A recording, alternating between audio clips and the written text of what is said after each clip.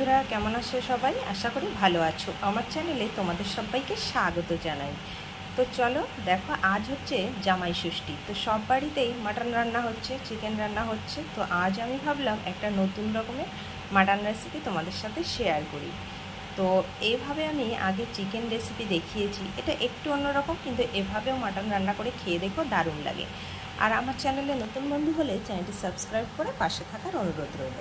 তো দেখো, এখানে আমি নিয়ে নিয়েছি 800 গ্রাম খাসির মাংস। ভালো করে ধুয়ে আর টক দই মেখে 1 ঘন্টা রেখে দিয়েছিলাম। এভাবে রেখে দিলে মাংসটা কিন্তু বেশ নরম হয়। এখন এর মধ্যে দিয়ে দিলাম কুচানো পেঁয়াজ। আমি আজ দমে রান্না করব পুরো মাংসটা, যেমন নরম সফট হবে এবং খেতেও সুন্দর সুস্বাদু হবে। তো এখানে দিয়ে দিলাম বেশ কিছুটা কুচানো পেঁয়াজ। এখন এর মধ্যে দিয়ে দেব জিরের গুঁড়ো, লঙ্কার গুঁড়ো, হলুদ গুঁড়ো, ধনে গুঁড়ো এবং পরিমাণ মতো লবণ। আর দিয়ে দেব বড় বড় পিস করে কেটে রেখেছি টমেটো, এরকম গোটা গোটা। এখন এর মধ্যে দিয়ে দেব সরিষার তেল। এই সব কিছু দিয়ে সুন্দরভাবে মাংসটাকে মেখে 15 মিনিট আরও ম্যারিনেট করে রেখে দেব। তো দেখো, আমার কিন্তু খুব সুন্দর করে মেখে নেওয়া হয়ে গেছে। এভাবে ঢাকা দিয়ে 15 মিনিট এখন রেখে দেব। এদিকে দেখো, পমফ্রেট মাছ রান্না হচ্ছে। সর্ষে আর পোস্ত কাঁচা লঙ্কা বাটা দিয়ে পমফ্রেট মাছ। এখানে বাগদা চিংড়ির কালিয়াটা হয়ে গেছে, ভাজাভুজি হয়ে গেছে, ডাল হয়ে গেছে। তো তোমরা আজ কী রান্না করলে অবশ্যই কমেন্ট করে আমার সাথে শেয়ার করো।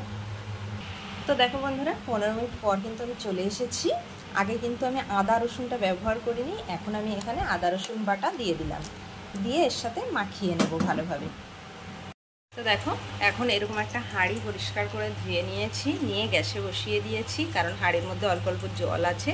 সেটা টেনে হাঁড়িটা গরম হোক। যেমন কড়াই গরম করে তেল দিই, তেমনই হাঁড়িটা গরম করে তারপরে তেল দেব। তো দেখো বন্ধুরা, হাঁড়িটা কিন্তু এখন গরম হয়ে গেছে। আর এর মধ্যে দিয়ে দেবো আমি একটু বেশি পরিমাণে সরিষার তেল।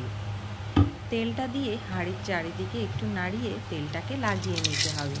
তারপরে এর মধ্যে দিয়ে দিলাম গোটা গরম মশলা, 2টো তেজপাতা ও একটা শুকনো লঙ্কা ফোড়ন দিয়ে এর মধ্যে মাখিয়ে রাখা মাংসটা সবটা এভাবে দিয়ে দিতে হবে হাঁড়ির মধ্যে। মাংসটা দেয়া হয়ে গেলে আমি কিন্তু আগে থেকে মাংসর আলুটা ভেজে তুলে রেখেছি নুন হলুদ দিয়ে। তো সেই আলুটাও এখন এই মাংসের উপরে এইভাবে চারিদিক থেকে দিয়ে দেব।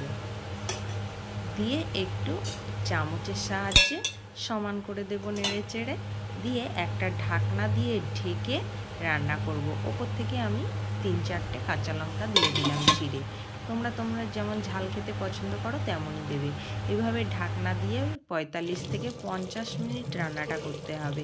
দেখো, 50 মিনিট পরে আমি ফিরে এসেছি। কত সুন্দর হয়েছে মাংসটা। সবাই খেয়ে বলছিল এত নরম, সফট এবং সুস্বাদু হয়েছে খেতে। তাই তোমাদের সাথে না শেয়ার করে পারলাম না। ভালো লাগলে লাইক কমেন্ট করে আমার সাথে থেকো।